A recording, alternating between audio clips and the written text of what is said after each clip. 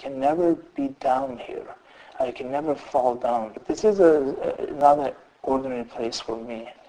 That's Arash Zareh, the wedding and hospitality coordinator of the Baha'i House of Worship. The temple, one of the 7 wonders of Illinois, stands 14 miles north of Chicago's downtown district, but is 6,451 miles from its religion's birthplace in Iran. The words, "All are welcome," greet visitors to this structure that stands for unity and invites prayer to God. Located on the shores of Lake Michigan in Wilmette, Illinois, the edifice is the only Baha'i house of worship in the United States and one of only 7 in the entire world. Over 250,000 people from around the world visit this structure annually.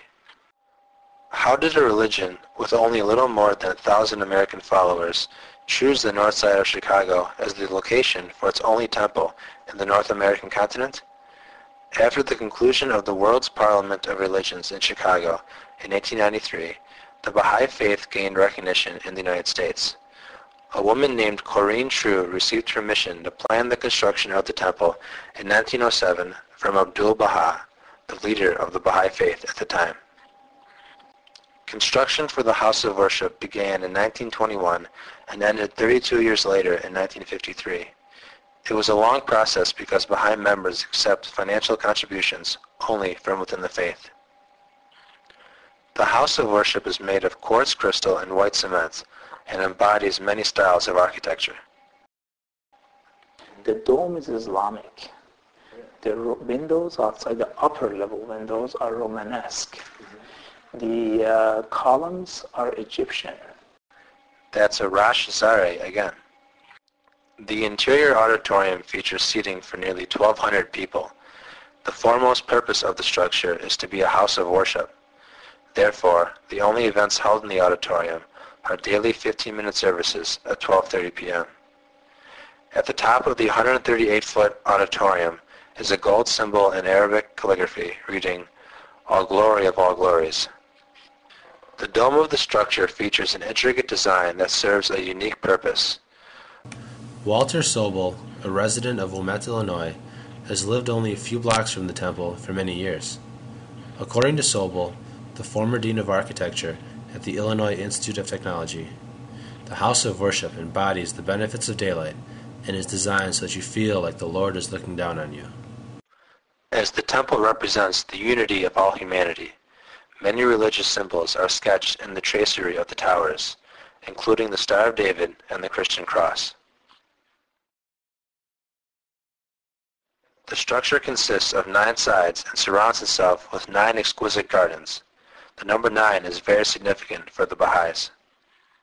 The emphasis on being the largest single-digit number, and because that is known as a number of completion and unity and fulfillment.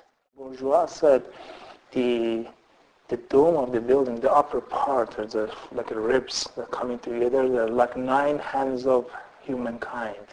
They're coming and grasping each other's hand together, sign of unity. The 9 gardens encompassing the structure embrace a variety of flowers and feature small pools. The diversity of the flowers in the 9 gardens is intentional.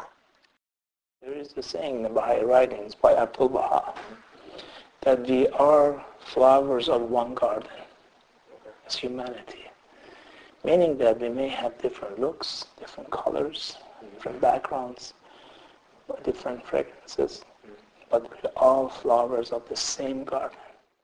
The visitor center beneath the auditorium features many visual displays, a bookstore, a small theater, and a prayer room displaying the cornerstone of the building. The oldest area of the temple, an original meeting place for the Baha'i members, Foundation Hall, is also located below the auditorium.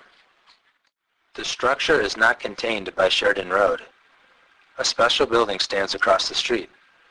Louis Bourgeois, the Canadian architect of this temple, moved to Wilmette in 1920 to live and work in this building.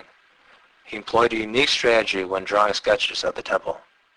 He made a platform next to the wall and would go up on top of the steps with a 12 feet long stick with the charcoal on it. He would draw on the papers on the floor from a distance. Today, People of the Baha'i faith use the former home of the architect for different purposes.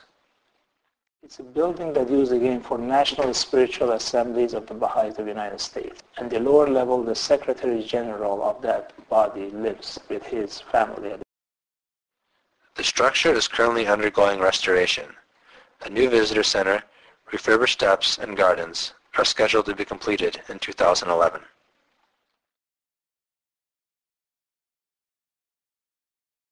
I think it's like paradise here. I mean, it's gorgeous. The people are nice. They come from everywhere, and the temple is so nice. This is like it's amazing, and the gardens just make it more beautiful. I always feel a sense of intense peace when I come here.